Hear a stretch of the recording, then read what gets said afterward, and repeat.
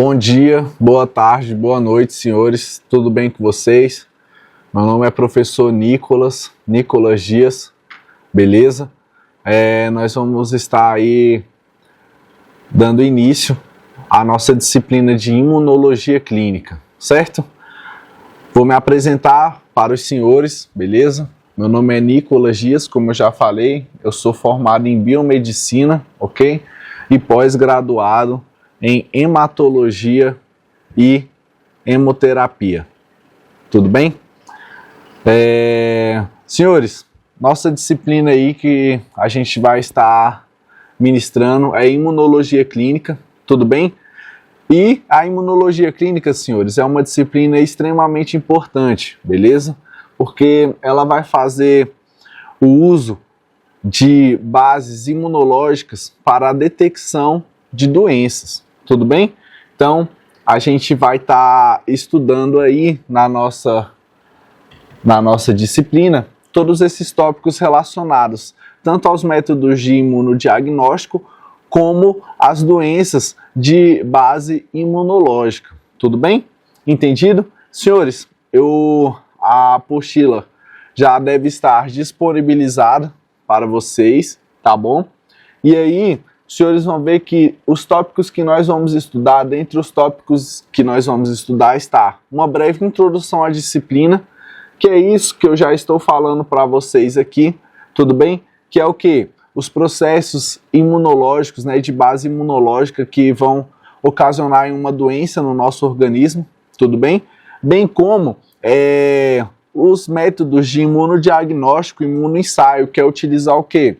Conhecimento, né, imunológico, né, fazer uso de anticorpos e reações de resposta imunológica para que nós tenhamos a detecção de doenças, tudo bem? Um ponto muito importante nessa disciplina que nós vamos entender nessas duas unidades iniciais, que será mais de teoria, é a importância dos anticorpos no nosso organismo, não só para nós, beleza, no nosso organismo, nos processos fisiológicos e imunológicos, mas também nesses imunoensaios, né, métodos de imunodiagnóstico que eu estou falando para os senhores, que os anticorpos são amplamente utilizados para que possam estar se ligando a um antígeno e a gente vai entender como que isso acontece, tá bom? Só um segundo. Então vamos lá. Senhores, durante a faculdade eu gostava tanto de imunologia que o meu TCC foi sobre a doença de Alzheimer, né? E como que as bases imunológicas contribuíam para o avanço da doença. Enfim, só uma curiosidade aí para que os senhores entendam. Tudo bem, feita essa introdução, essa breve introdução à disciplina de imunologia clínica e ao que nós vamos estar estudando, como eu falei, uma parte mais teórica, depois a questão dos imunoensaios e métodos de imunodiagnóstico e, no fim, as doenças de bases imunológicas, né? Nós também, agora, nessa parte teórica, nós vamos entender, fazer uma breve revisão do que os senhores já estudaram na imunologia básica, tudo bem? Bem como avançar um pouco nesse conteúdo. Hoje, né, nessa aula de hoje, nós vamos entender o conceito de imunidade inata, imunidade adaptativa e vamos entender, fazer uma breve introdução da interação antígeno e anticorpo, que é o que nós vamos ver na próxima unidade. Tudo bem? Vamos lá. Senhores, imunidade inata e imunidade adaptativa. Como é que eu posso dizer para os senhores sobre a imunidade inata e a imunidade adaptativa? Senhores, a imunidade inata nós podemos ter como algo que já vem no nosso organismo, já vem pronto, certo? E aqui, quando eu falo pronto, é que a imunidade adaptativa, ela precisa ser exposta, ela precisa de uma exposição, de uma sensibilização ao material, né, que nós vamos chamar de antígeno, do invasor, certo? Para que haja o reconhecimento e uma produção de uma resposta. A imunidade inata não, senhores. A imunidade inata, ela é uma imunidade natural, tudo bem? Ela é uma imunidade mais rápida, porque ela já está pronta. Mas o tópico que eu quero chamar a atenção para vocês é como que se dá essa imunidade. Se os senhores acompanharem na apostila, e eu acho muito interessante fazer a utilização desse recurso visual, pois lá tem imagens essas que eu vou estar explicando, tudo bem?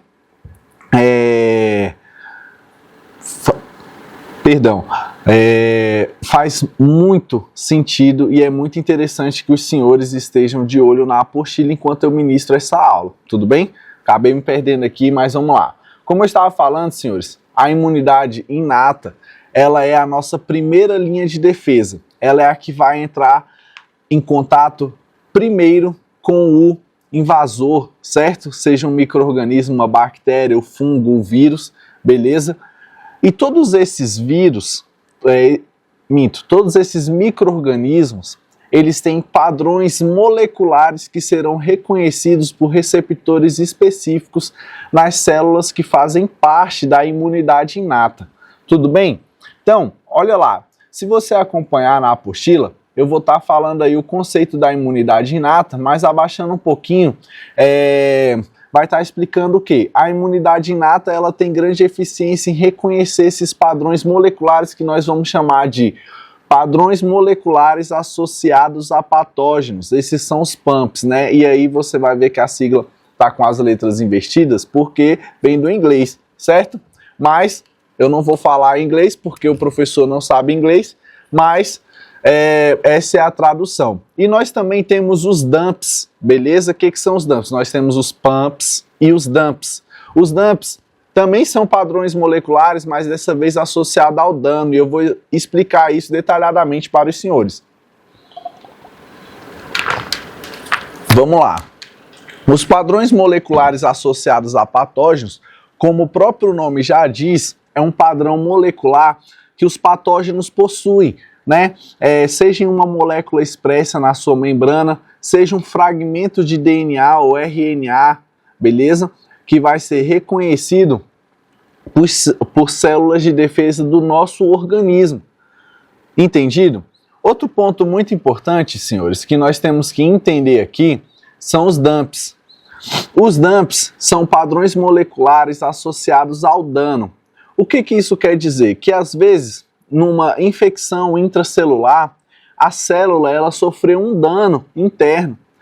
E ela vai liberar um sinalizador, um padrão molecular associado ao dano, que vai sinalizar para as células que fazem a vistoria do nosso próprio organismo, vai sinalizar que ela está infectada, que ela está com alguma lesão tecidual, que ela está produzindo, está desempenhando uma função diferente da que deveria, por exemplo, num processo oncológico, entendido? E aí essas células vão reconhecer os DUMPs, as células de defesa vão reconhecer os DUMPs e vão fazer um processo citotóxico, beleza? Mas vamos por partes. Senhores, eu coloquei uma tabela aí de alguns padrões moleculares associados a patógenos e ao dano. Olha lá, associados ao patógeno, eu vou citar alguns que vocês durante o curso já devem ter ouvido. Um deles é o LPS, que é a camada de lipopolissacarídeo das bactérias gram-negativas, beleza? O LPS, ele é altamente imunogênico. A partir do momento que a bactéria adentra o nosso organismo, o LPS ele é reconhecido como um antígeno, beleza? Ele é um desses padrões moleculares associados a patógeno, né? Que vai gerar uma resposta imunológica. Por isso que eu falei que o LPS é altamente imunogênico. E, senhores, isso tem toda uma causa evolutiva, né? As bactérias, embora muitas bactérias passem por um processo de mutação, que é comum, e mesmo hoje nós vemos que existem bactérias super resistentes, não é? Mas ainda assim, isso é ao combate contra antibióticos, né? Só que mesmo utilizando ferramentas para que o antibiótico não mate ela, né? as bactérias ainda possuem essa camada de lipopolissacarídeo. É como se fosse algo permanente durante toda a evolução desses micro-organismos. E no nosso corpo, que entendeu isso, esse tratamento, essa resposta imunológica é dada pela imunidade inata. Olha que perfeito, não é interessante? Agora, quando nós, por exemplo, vamos ter contato com um vírus, que é um organismo que está exposto ao oxigênio, o que sofre muita oxidação, o que gera muita mutação gênica nesse vírus, por isso que às vezes você gripa, mais de uma vez no ano, você pegou cepas diferentes do micro-organismo, certo? Não era assim na época da pandemia do Covid, tinha uma cepa lá na Inglaterra, uma cepa lá nos Estados Unidos, uma cepa aqui no Brasil, porque o clima, a umidade, a temperatura do ar, tudo isso influencia para a possibilidade de mutação gênica desse vírus, tudo bem? Aí, poxa, como que esse vírus ele vai ser combatido pelo nosso corpo se ele tá com essa mutação gênica constante ali? Às vezes muda, você gripa 2 vezes no mesmo mês e era o mesmo vírus circulante. Não é interessante isso? Teve pessoas que pegaram mais de um Covid, Pegou o Covid, aí depois pegou de novo. Como que o nosso corpo combate? Aí entra a imunidade adaptativa, vai se adaptar, vai produzir anticorpos específicos. Mas, senhores, por partes, beleza? Aqui foi só para exemplificar para os senhores a questão do lipopolissacarídeo, que por ser um fator que sempre está presente na camada das bactérias gram-negativas, já é tratado com rapidez pelo nosso corpo. É um padrão molecular reconhecido rapidamente. Tudo isso através das ferramentas que a imunidade inata utiliza. Perfeito? Outro exemplo muito comum é o ácido lipoproteico das bactérias gram-positivas e fragmentos de RNA de vírus, tudo bem? Adenovírus principalmente. Então todos esses patógenos citados, eles possuem padrões moleculares que são facilmente reconhecidos pelo nosso corpo e aí já entra em um combate rápido, certo? O problema, senhores, é o que eu vou falar já já, porque mesmo esses micro-organismos que têm o LPS, que tem um fragmento de RNA que é reconhecido, eles possuem mecanismos para passarem desapercebidos ao nosso corpo. E aí vai entrar a imunidade adaptativa, que eu vou explicar já já para os senhores. Agora, vou falar um dos padrões moleculares associados ao dano, tudo bem? E aí, dentre esses citados, deixa eu mostrar para os senhores aqui, são padrões que a nossa célula expressa, tudo bem? São padrões que a nossa célula expressa, e aí vai haver o reconhecimento desse DAMP, certo? Que será reconhecido por linfócitos TCD8 citotóxicos e vai haver a citotoxicidade daquela célula, tudo bem? Olha lá, eu coloquei na tabela para os senhores, inclusive essa tabela, a maioria das tabelas das nossas apostilas serão retiradas de um ótimo livro que eu acho que os senhores deveriam utilizar como base, como referência aí, é a base de todo imunologista, que é o ABAS, tudo bem? Dentre esses DAMPs, nós temos muitas proteínas também do interior da célula, da matriz intracelular, que porventura não devem estar no lado externo, tudo bem? E aí acontece que há o reconhecimento e provavelmente uma citotoxicidade daquela célula. Tudo bem? Senhores, se nós temos os padrões moleculares que serão reconhecidos, nós também temos os receptores, que vão reconhecer. Esses receptores, eles estão na maioria das células que estão associadas à imunidade inata. Esses são os receptores de reconhecimento de padrão, beleza? Esses receptores, eles são muito importantes, porque são eles que vão fazer todo o reconhecimento desses pumps e dumps que eu acabei de citar para os senhores. Tudo bem? Senhores, logo mais abaixo eu tenho uma outra tabela que mostra mais ou menos como que acontece o reconhecimento desse padrão. Olha lá, se vocês analisarem, esses receptores de reconhecimento de padrão, eles vão estar na nossa membrana plasmática, beleza? E no decorrer da vigilância dessas células de defesa, elas vão estar reconhecendo alguns dumps. E aí o que vai acontecer? Vai ocorrer uma sinalização para que outras células de defesa sejam recrutadas, sejam para fazer uma citotoxicidade, né, que vai ser a eliminação daquela célula, né?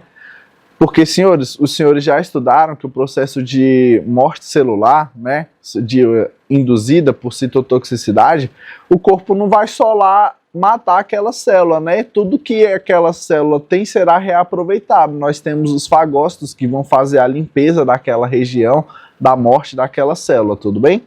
Por isso que eu bato tanto nessa tecla.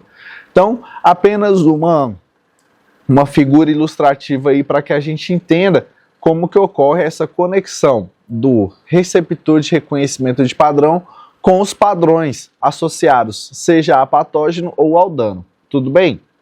Senhores, continuando aqui, a imunidade inata ela tem diversos mecanismos de defesa, certo? E aqui eu citei alguns outros que participam da imunidade inata, tudo bem? Quais são eles? As próprias barreiras epiteliais do nosso corpo. E eu vou explicar para vocês. As barreiras epiteliais, as barreiras físicas da nossa pele, toda essa questão de ser queratinizada para impedir a entrada de micro-organismos é extremamente importante, tá, senhores? Os senhores podem observar que não é comum infecções de pele, né? E quando ocorrem infecções de pele são por fungos, parasitas ou bactérias que têm muito tropismo, nós digamos, pelo tecido epitelial, certo? E também vai depender de uma imunossupressão do organismo ou alguma ferida para facilitar essa infecção. Mas a pele por si só, o tecido epitelial já é uma barreira. O fato de ser queratinizado impede que micro-organismos ultrapassem a barreira epitelial. Entendido? Outro ponto muito importante são as células natural killers, né, que nós podemos chamar também aí no português de células assassinas naturais, né? Como eu coloquei para vocês, são células citotóxicas que vão fazer o controle, né? Vão combater principalmente células com infecções intracelulares, sejam de causas virais ou bacterianas, né? Porque quando as bactérias estão ali na região extracelular, atacando a célula com toxinas, também vai gerar uma citotoxicidade, beleza. E aí para lá vão os monócitos, não é? Vão células que vão, os neutrófilos recrutados para combater essas bactérias. Agora, uma bactéria intracelular, ela está dentro da célula, ela precisa ser combatida no interior da célula, certo? Um vírus que toma conta do DNA, ele está no interior da célula, e nesse momento, essa célula infectada vai estar sinalizando com dumps para células natural killers irem lá e fazer todo o processo da morte celular, beleza? Da eliminação dessa célula infectada, perfeito? Outro exemplo, senhores, é o sistema complemento. O sistema complemento, senhores, ele é extremamente importante. Ele é uma cascata imunológica onde você vai ter a clivagem de várias proteínas em regiões específicas que vão ser fatores que vão induzir uma resposta pró-inflamatória, como também vão formar complexos imunoproteicos, né, que vão servir para a formação da MAC, né? Olha lá, eu coloquei para os senhores a MAC, eu coloquei aqui uma imagenzinha que vai ser muito didática para os senhores, né? E eu vou explicar um pouco mais sobre o sistema complemento. O que eu quero que os senhores entendam é o seguinte: a MAC, ela é o complexo de ataque à membrana. E o que eu falei dessas proteínas, né? Dessas citocinas, dessas interleucinas que vão estar participando do sistema complemento. Você vai ter o início, né, de moléculas, por exemplo, aqui na via clássica começa com a C1. Aí a C1 ela é clivada, certo? Em uma região específica. Uma parte da C1 vai ser um sinalizador pró-inflamatório que vai continuar recrutando outras células de defesa para aquela região. A outra parte vai se juntar com novas outras moléculas, outras proteínas do sistema complemento, formando complexos imunoproteicos e por aí vai, fazendo essa cascata até chegar lá na C9 e posteriormente a formação da MAC, que é o complexo de ataque à membrana, que vai atacar diretamente a membrana dos micro-organismos que estão infectando o nosso organismo. Não é interessante, senhores? Isso aqui é muito importante. Mas eu falei o objetivo do sistema complemento, que é a formação da MAC, independente da via utilizada.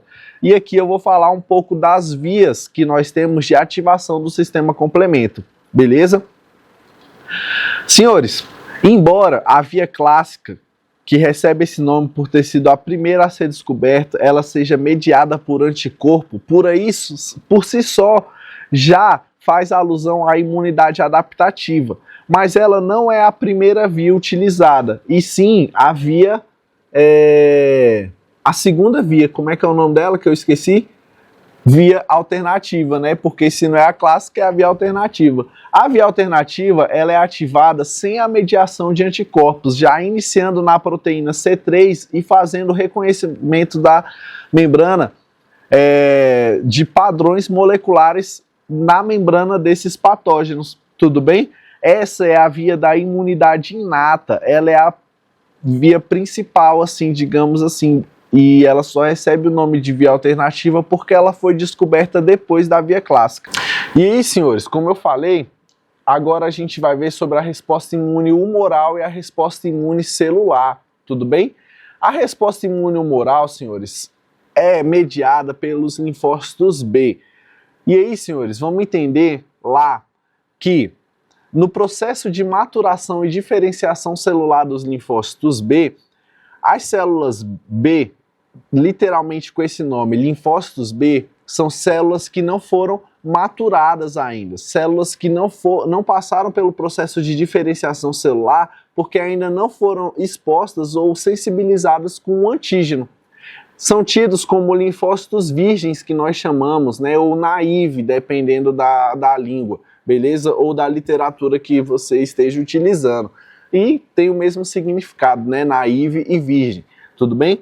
E aí, senhores, a partir do momento em que há o reconhecimento do antígeno, né, aí nesse momento houve a exposição desse antígeno ao anticorpo, certo? Ao linfócito, minto.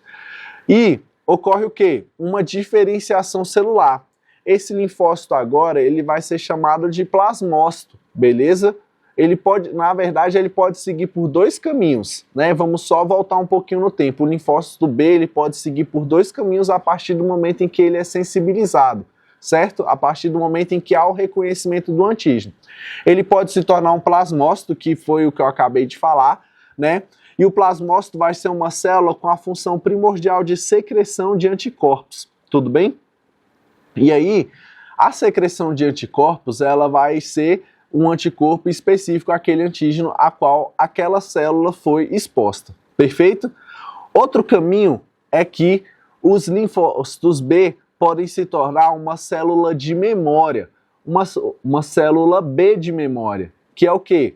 Vai pegar aquele antígeno, vai armazenar aquela sequência e vai deixar na lembrança dela, para que caso um dia você seja exposto àquele antígeno novamente, ela já tenha ela já consiga gerar uma resposta mais rápida, por isso memória celular, beleza? Para produzir uma resposta mais rápida àquele antígeno, tudo bem? Essa é a imunidade humoral, senhores, essa é a imunidade humoral, certo? A resposta humoral, ela vai manter toda a cascata de retroalimentação da imunidade, tanto inata quanto adaptativa. Ela vai continuar liberando anticorpos para gerar sinalização e reconhecer o antígeno, beleza? Ela vai fazer uma ativação, uma retroalimentação do sistema complemento para que ele continue, né? Para que ele utilize da via clássica agora para facilitar o processo da formação da máquina. Olha que interessante, né, senhores? Uma retroalimentação aí, beleza? E por fim, a resposta imune celular, que não é a humoral, né?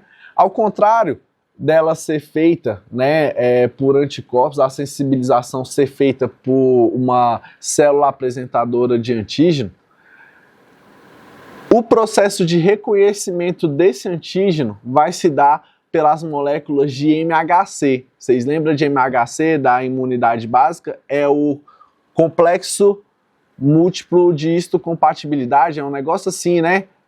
É o complexo maior de histocompatibilidade. É isso, não é? Beleza. São várias traduções, certo? Enfim. O MHC do tipo 1, ele é responsável por apresentar antígenos intracelulares e estimular a produção dos linfócitos TCD8+ positivo, né?